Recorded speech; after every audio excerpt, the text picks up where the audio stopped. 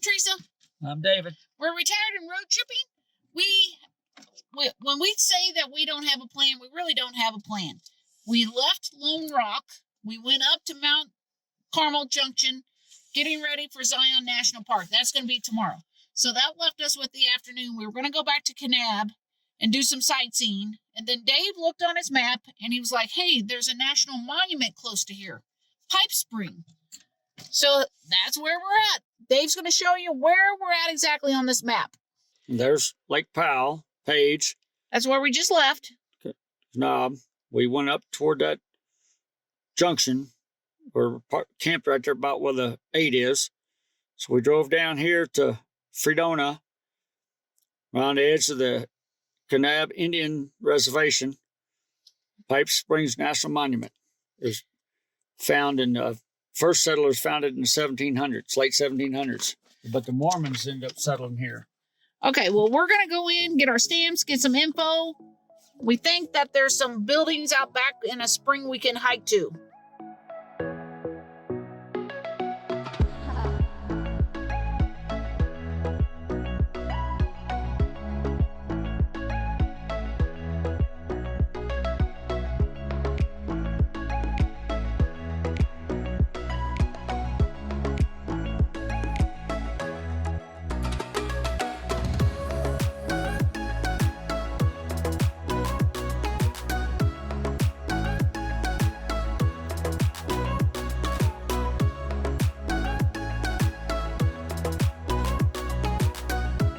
The years between 1850 and 1900.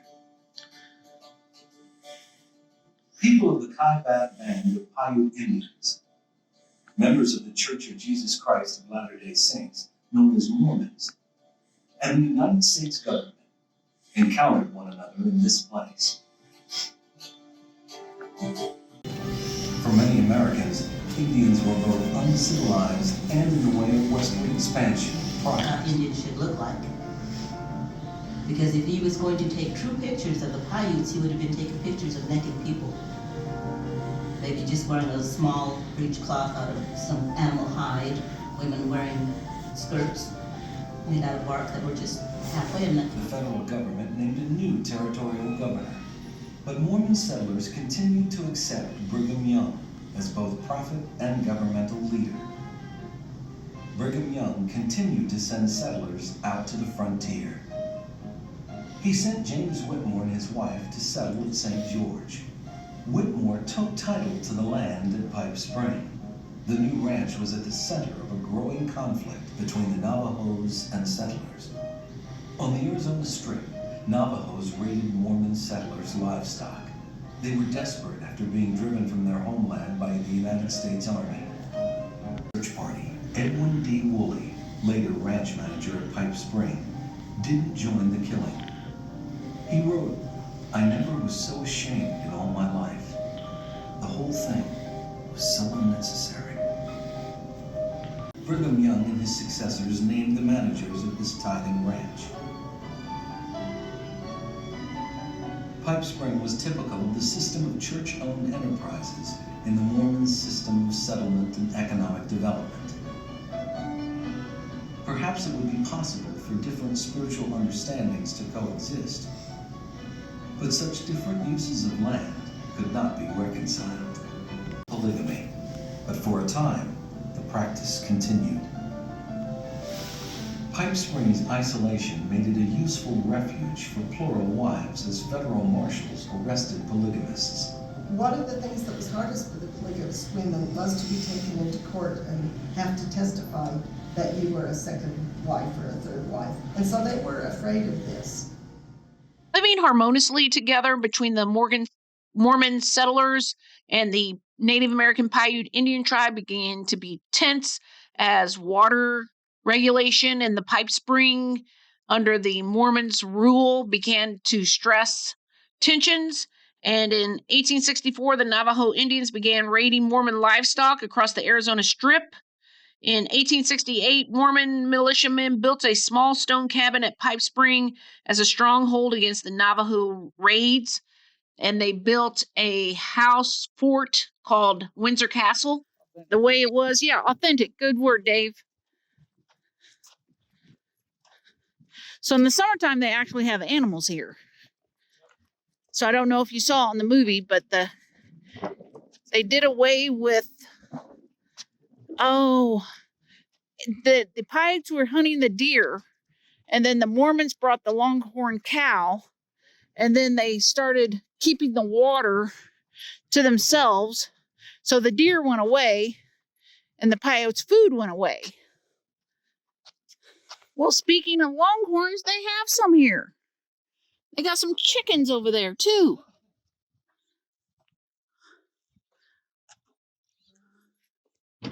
What's this little house?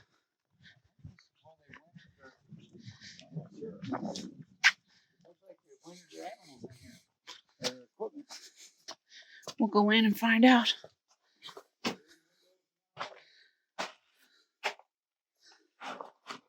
Oh, it's a little bunkhouse. Pipe Spring National Monument. Headquarters of the Winsor Castle Stock Growing Company. Southern Utah Tithing Office Cattle Herd. Mormon. This is where the ranchers live. Yeah, Mormon cattle ranchers stayed here. Say it again, Dave. Now I'm recording you. In the 1860s, they had over 1,000 head of sheep and cattle out in this range. Without a warning, a 10-year period of cooler, moist weather ended. And scarce rain and snow combined overgrazing changed their lives. And just so you know, like right over there is the north rim of the Grand Canyon. Yep, that's what it's about. About how they Paiute used to water from the spring to grow small-scale gardens of corn, beans, and squash here. They also gathered and ate many seeds and greens from a variety of native plants. Yep. And that's where the water runs right through. Yeah, the spring water would come right through there. Yep. This has been a good stop. More of it is spread out more. I found some really good things on your phone while we're driving, and this has been a good one. Like, I have enjoyed all the national monuments that we've hit so far, but they've all been kind of centered around the same thing. Pueblo, cliff drillings, Aztec, Navajo, cliff dwellings. So this has been a pleasant change of what we've been seeing so far. It has been a lot of fun here. It probably helps that it's so warm. Yep. Very few people here. Only 30 minutes south of where we're staying. Yep. Getting ready to go into Zion National Park tomorrow. All right, Dave, anything else you want to add? I didn't realize Mormons pushed this far south after they got to Utah. Yep. So. Yep, this has been a really nice stop. This has been fun. Now, the National Monument, like the National Parks, you got to have the America Beautiful Pass or the Senior Pass. Yep. One of the passes to get in here. And if you have that, then you can get into all of them for free. So, all right, well, if there's nothing else, Dave? No? Nothing else? I can think of. America's beautiful. Get out and see it. Like and subscribe if you want to. We'll see you on the road.